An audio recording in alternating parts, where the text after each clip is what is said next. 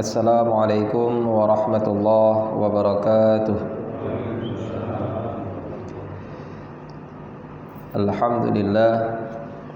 Alhamdulillahilladzi faddala bani Adam bil ilmi wal amal ala jami'il alam. Wassalatu wassalamu ala sayyidina Muhammadin sayyidil arabi wal ajam wa ala alihi wa sahbihi yanabi'il ulumi wal hikam. Amma ba'du, faqala al-musannifu rahimahullahu ta'ala wa nafa'ana bi'ulumihi amin ya rabbal alamin. Rabbana zidna ilman nafi'an wa fahman wa alhiqna bis salihin. Rabbi syrah li sadri wa yassir li amri wahlul 'uqdatam min lisani yafqahu qawli.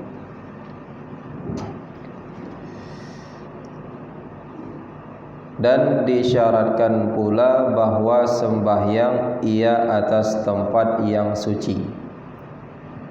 Jadi kita masih melanjutkan tentang syarat-syarat untuk sahnya sembahyang.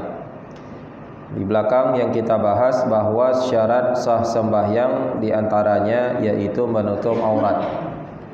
Jadi aurat laki-laki ada 3. Yang pertama aurat dalam sholat, yaitu barang antara pusat dan lutut. Jadi mulai dari pusat hingga sampai lutut itu tidak dibenarkan kelihatan dalam sholat. Kemudian ada aurat laki-laki itu dikala dia bersama dengan perempuan yang halal untuk dinikahinya atau dikenal dengan ajnabiyah, yaitu seluruh tubuh. Aurat laki-laki di hadapan perempuan yang halal untuk dinikahinya, yaitu seluruh badannya. Kemudian yang ketiga, aurat laki-laki dikala dia berkhalwat, maksudnya dia sendirian tanpa ada orang lain. Dia sendiri itu adalah kemaluan dia saja, depan dan belakang. Itu yang wajib dia tutup. Kemudian perempuan, aurat perempuan itu terbagi 4. Ada yang pertama aurat dalam salat, yaitu seluruh tubuh kecuali muka dan pergelangan tangan, telapak tangan, batin dan zahirnya. Kemudian yang kedua aurat dikala dia bersama dengan laki-laki yang ajnabi, yang sah nikah dengannya, yaitu seluruh tubuh tanpa pengecualian. Kemudian yang ketiga aurat perempuan dikala dia bersama dengan perempuan yang kafir, yaitu juga seluruh tubuh kecuali anggota-anggota badannya yang biasa zahir dikala dia berkhidmat. Waktu dia bekerja biasa nampak ujung kaki bawah. Nah, itu dimaafkan. Ingat, ini bersama dengan perempuan yang kafir. Adapun aurat perempuan yang keempat bersama dengan perempuan yang muslim atau bersama dengan laki-laki yang mahram dia, ayahnya, abang kandungnya, maka yang menjadi aurat dia adalah mulai dari pusat sampai dengan lutut. Wajib ditutup mulai dari pusat sampai dengan lutut. Selain daripada itu tidak masalah. Nah, jadi untuk sah sembahyang wajib menutup aurat. Laki-laki yang wajib ditutup adalah warna, adapun perempuan wajib ditutup warna dan bentuk aurat. Jadi kalau perempuan pakai pakaian ketat, berbentuk auratnya tetap tidak sah salatnya. Laki-laki pakai pakaian ketat, tertutup aurat, itu salatnya makruh. Kemudian sekarang kita lanjut lagi syarat untuk sahnya sembahyang, ya. 1, 2, 3, 4, 5, 6, baris ke-6 dari bawah, halaman 28. Dan disyaratkan pula bahwa sembahyang ia atas tempat yang suci, dan jika dengan dhan sekalipun. Jadi syarat untuk sah sembahyang dia salat di atas tempat yang suci, walau sucinya itu bukan yakin namun dhan. Jadi ilmu seseorang itu terbagi dia kepada yakin, dia meyakini 100%. Yang kedua dhan, lebih berat 75% iya, 25%-nya lagi enggak.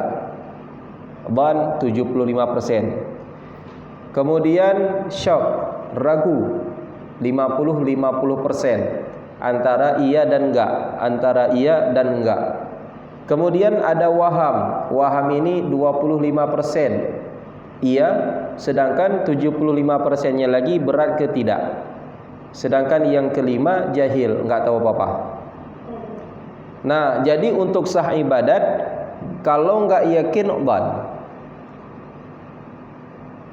Yakin kita suci atau kita dhan tempat ini suci, jangan ragu.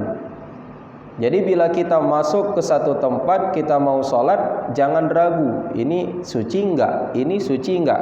Kalau ragu maka enggak sah. Sekurang-kurangnya dhan. Gimana dhan? Kita udah periksa sekitar enggak ada tai cicak. Untuk yakin 100% mungkin bisa jadi ada najis, bisa jadi ada najis, sehingga kita nggak bisa yakin 100%. Kenapa bisa jadi ada najis? Di sudut sana ada tai cicak. Biasanya kalau ada tai cicak di sana, ada kemungkinan juga jatuh tai cicaknya di sini. Tapi di sini nggak ada. Dan setelah kita koreksi nggak ada bekas-bekas hitam-hitam. Udah cukup. Udah kita koreksi sekali saja, kita perhatikan nggak ada bekas bintik-bintik hitam, bekas kotoran tai cicak, nggak ada. Maka langsung salat itu dah dhan. Salat kita sah. Namun bila kita ragu, kita lihat ada bintik-bintik. Ini tai cicak atau bukan? Tai cicak atau bukan? Nah, di sini jadinya tidak sah. Jadi kalau kita salat, sekurang-kurangnya harus ada dhan bahwa tempat salat kita itu suci daripada najis. Nah. Dan jangan ada bersentuh satu suku daripada badannya atau pakaiannya dengan najis. Bajunya jangan kena najis sama sekali, tubuhnya juga. Pada ketika qiyamnya berdiri, atau duduknya, atau rukuknya, atau sujudnya. Artinya dikala dia meletakkan anggota-anggota salat pada tempatnya, dia enggak kena najis. Kalau dia berdiri, berarti anggota tubuhnya, kakinya di tempat pijak kaki jangan najis. Waktu dia sujud, sujud kan meletakkan 7 anggota. Dahinya, 2 jari, 2 telapak tangan, 2 lutut, 2 kaki. Itu di tempat kena lantainya jangan ada yang najis. Rukuk, waktu dia rukuk, kepalanya kena dinding. Itu dinding misal tersentuh dengan dinding, dindingnya jangan najis. Kadang dia salatnya terlalu maju ke depan, dekat dengan dinding, sehingga waktu dia sujud, dahinya, kepalanya kena dinding. Sah enggak? Sah. Kalau memang betul-betul posisinya rukuk, itu di tempat kepalanya kena, jangan ada najis. Begitu juga waktu dia duduk antara 2 sujud, itu di tempat letak kakinya jangan ada najis. Dia sholat berdiri, bawahnya enggak ada najis, kepalanya kena plafon. Kepalanya kena plafon. Di atas plafon banyak kali tai cicak. Itu dianggap menanggung najis. Enggak sah. Kalau kena, tapi bila enggak kena ada jarak 1 jengkal atau memang ada jarak sedikit saja, goyang-goyang memang enggak ada kena. Nah, itu enggak dikira menanggung. Nah, jadi pastikan anggota tubuh satu pun jangan ada yang menanggung najis atau kena najis. Sekarang misal kita salat di tengah-tengah setentang dada di kala sujud, ya. Setentang dada di kala sujud ada kotoran, ada najis. Itu salat kita tetap sah namun makruh. Misal bapak-bapak salat tiba-tiba jatuh tai cicak pas di sini. Kita sujud di ujung saf. Kaki kita di belakang, lutut kita di tengah-tengah, tai cicaknya di sini. Setentang dada kalau kita sedang sujud. Ini sah masih salat. Jadi enggak perlu dibatalkan salatnya. Oh, misalnya pas tengku di setentang dahi. Tapi kita enggak jatuhkan dahi di situ, maju lagi ke depan. Dahinya kita kasih panjang posisi sujud kita, ya. Kita kasih panjang posisi sujudnya biar dahinya itu melebihi batasan ambal, nggak apa-apa. Kenapa? Karena daripada kena najis, salatnya sah. Yang jangan di situ najis langsung diletakkan dahinya di atas najis, nggak sah. Nah, jadi yang dimaksud anggota salat bukan satu sajadah, bukan satu ambal, namun tempat letak anggota di kala sembahyang. Itu yang dimaksud dengan tempat salat. Jangan ada najis. Nah, jadi itu syarat sembahyang. Kemudian dan syarat lagi mengetahui dengan masuk waktu atau dhan masuknya dengan ijtihad. Yakin bahwa sudah waktu salat, itu mengetahui. Yakin bahwa sudah waktu salat, barulah sah dia salat. Atau dhan bahwa telah masuk waktu dengan adanya ijtihad, itu juga sah salat. Maka bila salatnya ragu, udah masuk enggak ya? Udah masuk belum ya waktunya? Langsung dia salat, itu salatnya enggak sah. Nah, dhannya tadi dengan ijtihad, dia ada koreksi, dia ada periksa. Seperti dengan wirid daripada Quran. Biasanya menjelang azan kita dengar ada ngaji Al-Quran sekitar setengah jam sebelum waktu azan.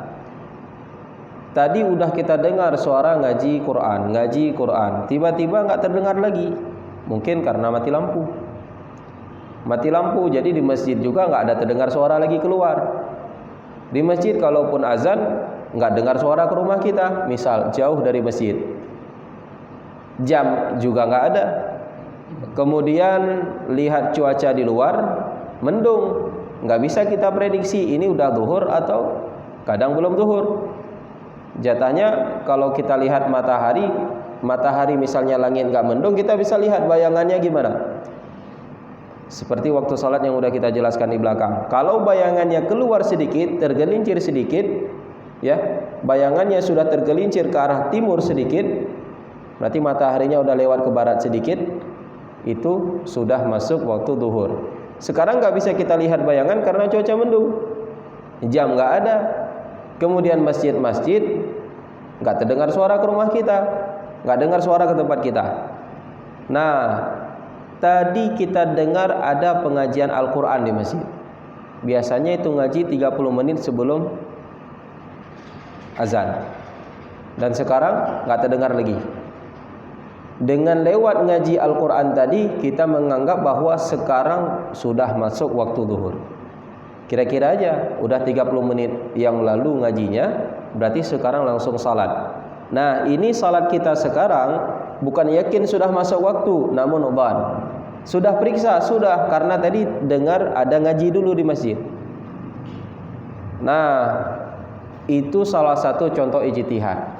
Yang nggak boleh langsung salat. Atau ijtihad kita dengan cara lihat jam. Biasanya azan maghrib jam 7 kurang, selama ini jam 18.52 ya, azan maghrib. Jam 6 lewat 52. Biasanya jam 6 lewat 52 udah azan maghrib, tapi sekarang belum azan maghrib. Kita pedoman dengan jan, ini juga dhan. Azan belum dengar, ini juga dhan. Berarti sudah bisa masuk untuk mengerjakan salat. Nah, itu salah satu contoh dhan dengan lewat ijtihad. Ijtihadnya gimana? Lewat lihat jam. Atau mutala'ah, atau umpamanya seperti menjahit. Nah, misalnya orang dulu jam nggak ada, suara azan nggak dengar, cuaca mendung. Dia biasanya menjahit satu pakaian, selesainya zuhur. Sekarang udah selesai satu pakaian, bisa nggak langsung dia salat zuhur? Boleh. Karena biasanya selesai menjahit dia waktu zuhur. Nah, itu juga salah satu contoh ijtihad. Lewat percobaan yang sudah berkali-kali, bukan sekali menjahit. Hari ini sekali menjahit, selesainya zuhur. Besok lewat sekali menjahit kemarin langsung jadikan pedoman, enggak. Tapi ini udah kebiasaan. Kerja dia memang menjahit. Hari ini dia jahit, siapnya zuhur satu baju. Besok dia jahit, siapnya juga zuhur satu baju. Besoknya lagi dia menjahit, siapnya juga zuhur satu baju. Kemudian besoknya lagi mati lampu, cuaca mendung, enggak dengar suara azan. Selesai dia menjahit satu pakaian, boleh langsung dia salat zuhur. Lewat dhan, berdasarkan dhan dengan adanya ijtihad tadi. Dan kokok ayam, biasanya berkokok ayam waktu subuh misal. Jadi dengan kokok ayam itu dia dhan bahwasanya waktu salat subuh telah tiba, boleh. Atau umpamanya seperti suara himar yang sudah dicobakan. Nah, ingat, ini memang sudah berkali-kali kejadian dan memang waktu tiba salatnya itu juga sama. Seperti tadi dia menjahit, setiap sekali selesai satu pakaian zuhur. Selesai satu pakaian zuhur, udah berkali-kali percobaan, maka besoknya mati lampu, cuaca mendung, selesai satu pakaian dia jahit, bisa langsung salat zuhur. Kokok ayam gitu juga. Setiap kokok ayam subuh, setiap kokok ayam subuh, besoknya kokok ayam langsung dia salat subuh, boleh. Sudah berkali-kali percobaan, bukan sekali saja langsung. Nah, dan dikehendaki ijtihad dengan yang tersebut itu seperti bahwa ta'ammul pada menjahitnya. Adakah ia bersegera padanya atau tiada? Wajib ijtihad. Dia harus pikir-pikir juga, ini jahit kali ini apa lebih cepat dari biasanya, atau kadang jahit kali ini lebih lambat dari biasanya. Dia harus pikir-pikir juga. Memang biasanya setiap sekali menjahit zuhur, setiap sekali selesai menjahit azan zuhur. Sekarang dia juga harus ijtihad. Ini menjahit kali ini apa terlalu buru-buru sehingga bisa jadi belum masuk waktu zuhur. Harus ada ijtihad, harus dia koreksi juga. Kira-kira jahitnya gimana? Apakah sama seperti biasa atau kadang bisa jadi lebih cepat? Dan pada kokok ayam, adakah ia dahulu daripada adatnya atau tiada? Nah, itu harus ijtihad juga. Ayam sudah berkokok, ini apakah lebih cepat kali ini atau kadang seperti biasa? Kalau lebih cepat bisa jadi berkokok ayam, sedangkan waktu subuh sebenarnya belum. Maka kalaupun kita sholat terus, jadinya tidak sah. Nah, jadi untuk sah salat kita wajib mengetahui masuk waktu dengan cara dhan ijtihad. Dan demikianlah, maka tiada harus sembahyang dengan semata-mata berpegang akan yang tersebut dengan ketiadaan ijtihad padanya. Salat setelah selesai menjahit langsung salat, enggak ada ijtihad dulu. Enggak ada dia koreksi-koreksi dulu, langsung enggak sah salat. Enggak boleh. Karena itu dianggap dia masih dalam keadaan ragu. Dan jika ia sembahyang dengan ketiadaan mengetahui masuk waktu atau dhan masuk waktunya dengan ijtihad, tiada sah sembahyangnya. Dan jika berbetulan dan muwafaqat dengan waktu sekalipun. Dia ragu, alah salat terus. Dia ragu, ini udah maghrib belum ya? Udah maghrib belum ya? Tapi ya udah salat terus. Setelah selesai salat ternyata betul dia salatnya udah maghrib. Ternyata betul. Kapan dia tahu ternyata betul? Ya setelah salat. Ternyata memang dari tadi udah maghrib. Walaupun berbetulan dengan waktu sekalipun, namun salatnya enggak sah. Kenapa? Karena ibadat yang dia lakukan dalam keadaan ragu. Nah, inilah sangat bahaya ya.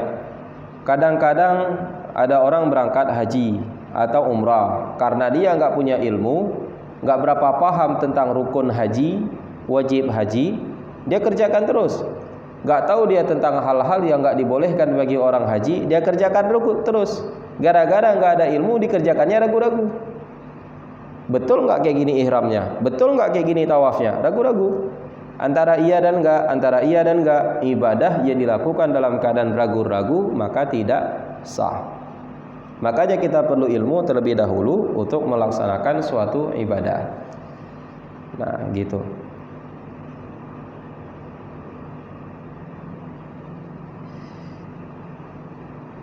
Jadi untuk sah ibadat ini wajib sesuai dengan dua perkara. Wajib adanya dua perkara. Yang pertama dzan mukallaf, dan yang kedua sesuai dengan nafsul amri atau hakikat kejadian. Kita mau salat, kita wajib dzan sudah masuk waktu salat, dan pada hakikat memang betul-betul sudah masuk waktu salat, baru sah salat. Kalau misal cuma ada satu saja, hakikat udah betul waktu salat, tapi tadi kita nggak ada dzan, ragu, maka salat nggak sah. Atau sebaliknya, kita dzan udah masuk waktu salat sehingga kita salat. Setelah selesai salat, ternyata baru masuk waktu salat. Tadi gimana juga salat tadi sebelum waktunya, nyata salah dzan, nggak sesuai dengan hakikat, maka salatnya juga tidak sah. Baru sah ibadat apabila ada dua syarat tadi. Ada dzan seseorang bahwa ibadatnya itu sesuai, kemudian yang kedua betul-betul pada waqi' sesuai dengan hakikat. Adapun pada akad seperti jual beli, itu untuk sahnya akad sesuai dengan nafsul amri saja, sesuai dengan hakikat saja, walaupun tidak sesuai dengan dzannya nggak masalah. Contoh ya, seseorang dia menjual barang yang bukan milik dia, itu kan tidak sah.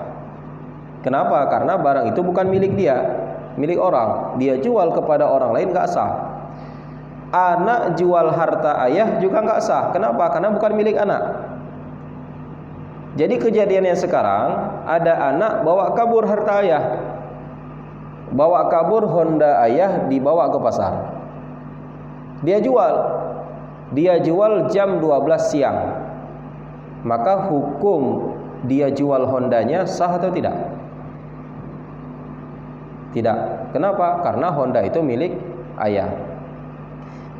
Namun ternyata sebelum jam 12, setelah dia jual, lewat jam 12, setelah itu dia dapat berita, telepon dari rumahnya bahwa ayahnya telah meninggal dunia. Kapan ayahnya meninggal dunia? Diperiksa atau dicari tahu, ternyata ayahnya duluan meninggal tadi jam 11, namun telat dikabarin ke dia. Ayah meninggal jam 11, dia jual Honda ayah jam 12, dia taunya jam 1 siang. Secara waqi' itu harta udah jadi milik dia. Kenapa? Karena meninggal ayah, otomatis itu langsung beralih kepada ahli waris. Dia anak, ahli waris dari ayahnya. Otomatis, nggak perlu dikasih, langsung jadi milik dia. Nggak perlu diambil, langsung dianggap punya dia itu udah ada, daripada harta warisan ayahnya.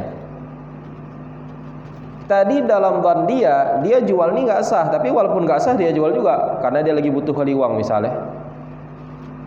Menurut dzan dia nggak sah, ini masih harta ayah, tetap dia jual. Namun secara waqi', secara nafsul amri udah sah. Kenapa? Karena ayahnya meninggal jam 11 sebelum dia menjual Honda tersebut. Maka dihukumkan bahwasanya penjualan, jual belinya dikala itu sah. Kenapa? Gara-gara sesuai dengan nafsul amri, walaupun berbeda dengan dzan dia, nggak sesuai. Untuk akad sah. Namun untuk selain dari akad, ibadat nggak sah kalau cuma nafsul amri saja. Mesti ada dzan mukallaf, mesti ada dzan kita, karena ibadat itu nggak boleh dilakukan secara ragu atau tanpa ilmu, nggak sah. Nah, ya, kenapa Tengku lebih ringan tentang akad? Akad itu kan muamalat, hubungan kita dengan manusia, sedangkan ibadat hubungan kita dengan Allah Ta'ala. Hubungan kita dengan manusia selama di dunia nggak ada ribut-ribut, itu di akhirat nggak jadi masalah. Di dunia nggak ribut lagi. Kita jual, dia udah terima benda yang kita jual, barang yang kita jual, kita udah terima uang yang dia kasih. Nggak ada ribut. Itu di akhirat nggak akan jadi masalah. Namun ibadat, nah Ini hubungan kita dengan Allah Ta'ala. Kalau kita lakukan tanpa ilmu tentang ibadat tersebut, disinilah jadi masalahnya. Ibadat kita nggak diterima, di akhirat nanti masuk neraka. Na'udzubillah. Nah, jadi itu beda ibadat dengan akad atau muamalat. Jadi untuk muamalat ada keringanan sedikit. Yang penting sesama mereka di dunia nggak ada masalah, itu nggak akan jadi masalah lagi di akhirat. Nah, contoh nih, biasanya kita pergi ke warung kopi, kita bayar kopi kan nggak bilang, saya beli kopi dengan harga 5.000, ini uangnya. Kasirnya bilang, saya jual kopi dengan harga 5.000, uangnya saya terima. Kan nggak kayak gitu. Nggak ada ijab kabul. Sedangkan syarat B, jual beli wajib ada ijab kabul, wajib. Bila nggak ada ijab kabul nggak sah. Kalau nggak sah, akhirnya dia nggak bisa terima uang kita, uang 5.000 kita kasih bayar kopi, kita juga nggak bisa minum kopi. Kenapa? Karena nggak sah B. Gara-gara nggak ada ijab kabul. Namun kembali kepada hadis Rasulullah, innamal bai'u antaradin. Hanya saja sah B lewat saling ridha mereka berdua, penjual dan pembelinya. Kalau di dunia mereka nggak ribut-ribut lagi, ya udah nggak masalah. Dan yang lain-lain dikias juga kepada B. Yang penting di dunia mereka yang bermuamalat itu nggak ribut lagi, ya nggak apa-apa. Di akhirat nggak akan dituntut, sehingga nggak masuk neraka gara-gara nggak ada ijab kabul waktu bayar kopi ya. Nah.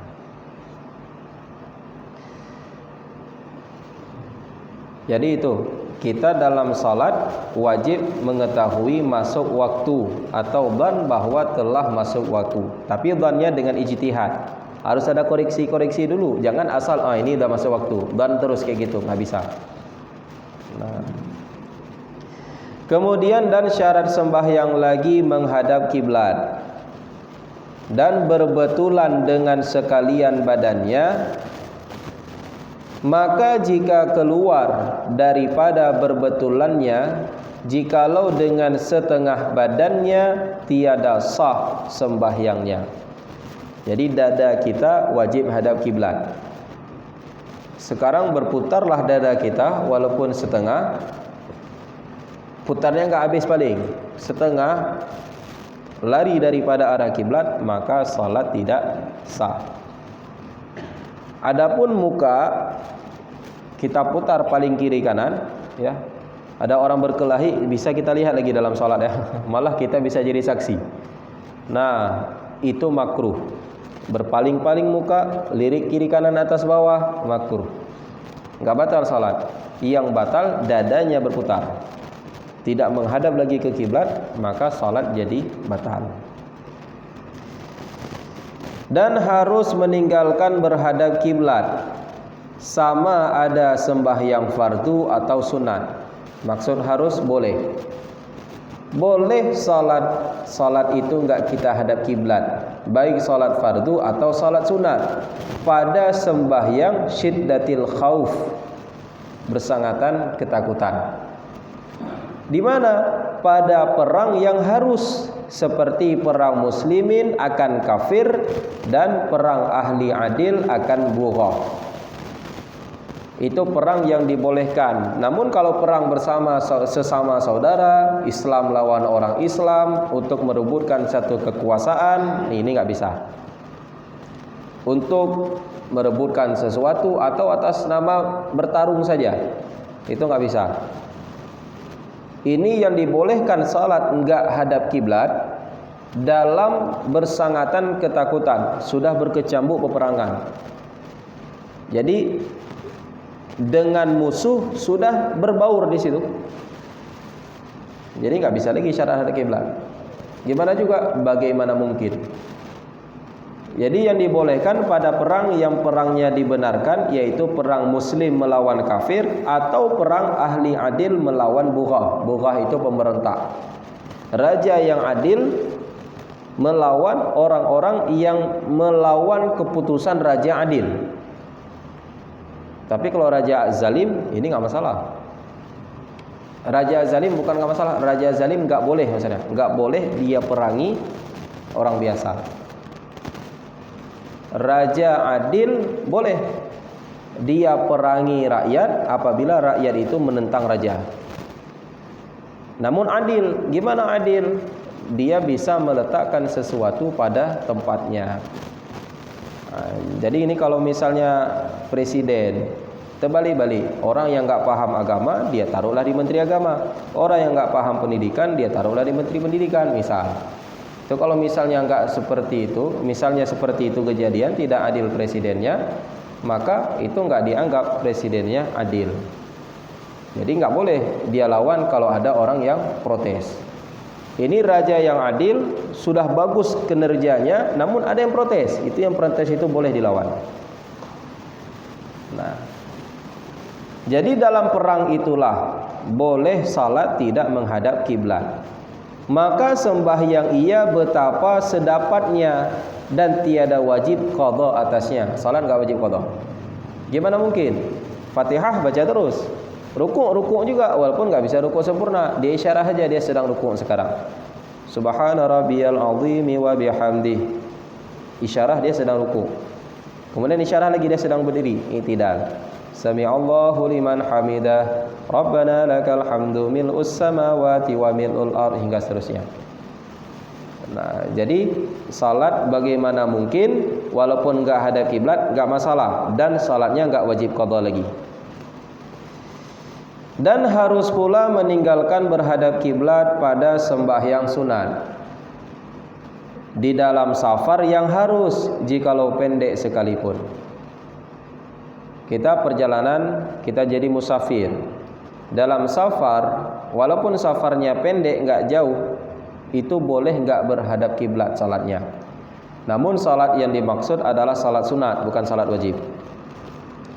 Kita sedang dalam mobil, atau sedang di atas kapal, atau sedang di pesawat, itu arahnya enggak hadap kiblat, enggak masalah.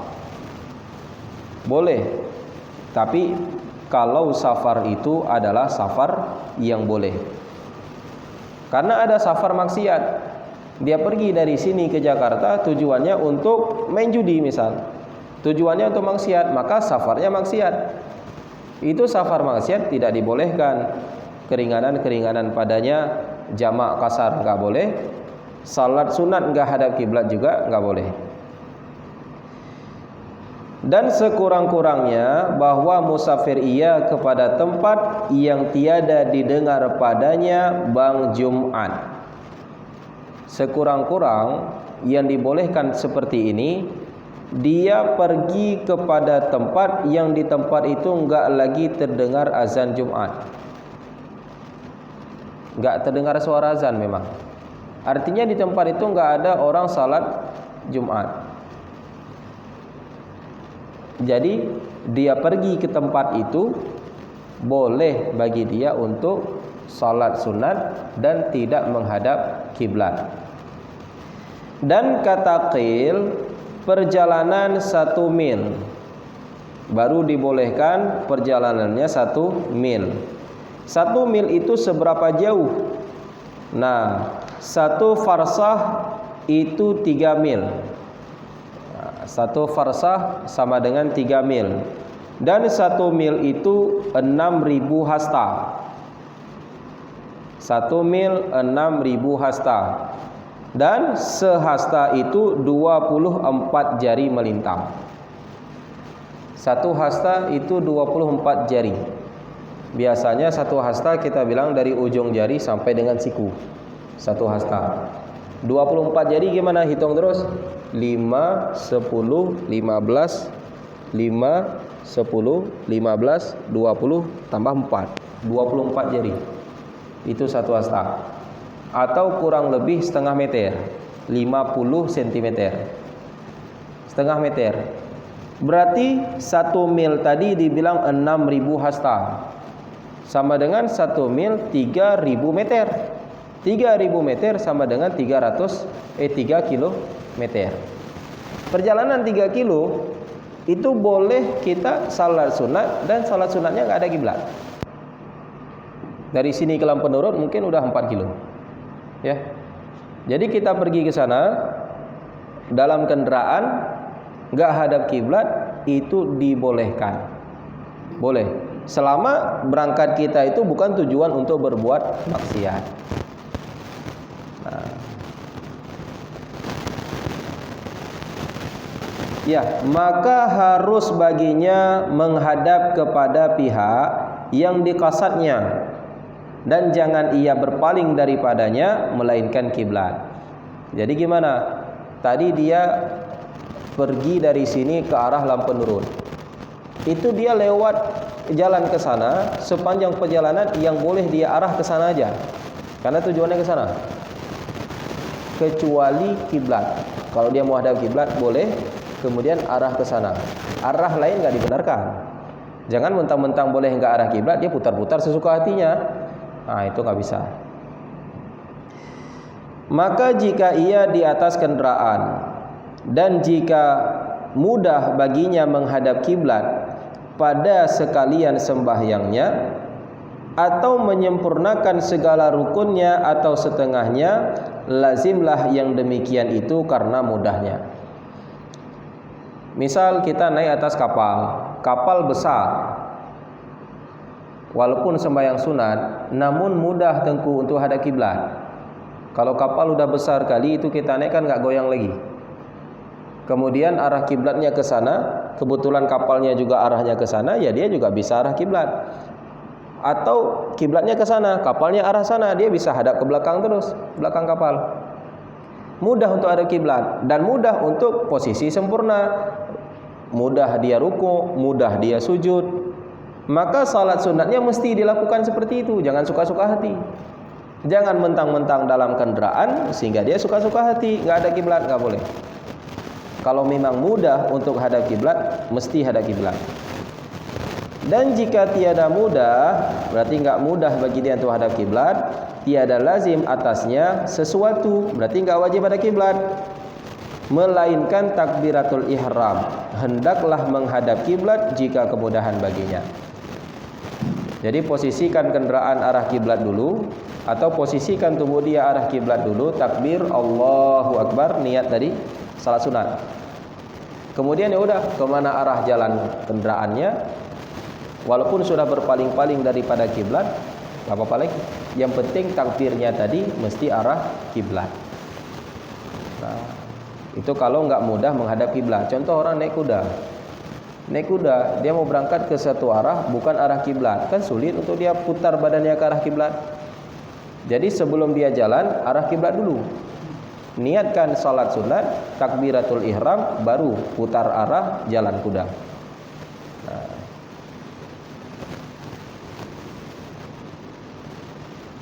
Ya, dikit lagi.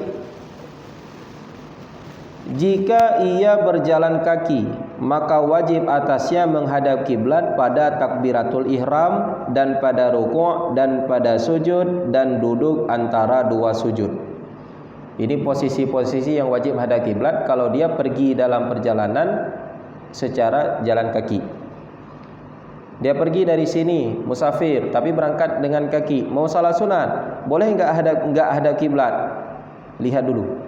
Ada posisi-posisi tertentu bagi orang jalan kaki dia mudah hadap kiblat, maka wajib hadap kiblat, yaitu pada saat takbiratul ihram wajib hadap kiblat, rukuk wajib hadap kiblat, sujud duduk antara dua sujud juga wajib hadap kiblat.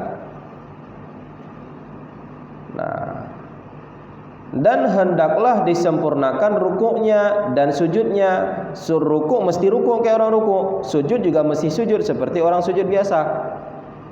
Dan jangan ia berjalan di dalam sesuatu daripada rukun, melainkan ketika qiyamnya dan i'tidalnya dan tasyahud dan salam jua. Jadi caranya gimana nih? Orang salat sunat dalam musafir tapi dengan perjalanan jalan kaki. Caranya waktu dia takbir hadap kiblat, Allahu Akbar hadap kiblat. Setelah dia takbir masuk baca Fatihah. Nah, ini jalan terus kemana dia mau pergi. Baca Fatihah, baca surat, kemudian ruku, arah kiblat lagi, ruku. Bangun dari ruku, i'tidal. Kalau mau jalan boleh jalan. I'tidal enggak arah kiblat boleh. Kemudian sujud, arah kiblat lagi, sujud. Bangun duduk antara dua sujud wajib arah kiblat, sujud lagi wajib arah kiblat, bangun lagi berdiri, baca Fatihah baru jalan lagi. Sampai terakhir nanti sujud, duduk antara dua sujud, sujud lagi arah kiblat, tasyahud. Tasyahud ini boleh enggak arah kiblat? Tasyahud dia jalan lagi boleh. Dia tasyahud sambil berjalan boleh. Salat sunat jalan kaki. Salam juga boleh enggak arah kiblat lagi. Nah, dia jalan terus, udah siap nanti fil alamina innaka hamidum majid. Assalamualaikum warahmatullahi, assalamualaikum warahmatullahi. Padahal dia tadi sudah tidak lagi arah kiblat, boleh. Nah, jadi gitu bagi orang yang musafirnya dengan jalan kaki. Ya, cukup sampai di sini. Udah Isya. Ada yang mau bertanya? Ya udah cukup aja dulu. Wallahu a'lam bishawab wa ilaihil marji'u wal ma'ab. Sallallahu ala sayyidina Muhammad sallallahu alaihi wasallam. Sallallahu ala sayyidina Muhammad sallallahu alaihi wasallam. Sallallahu ala sayyidina Muhammad. Ya Rabbi salli alaihi wasallim.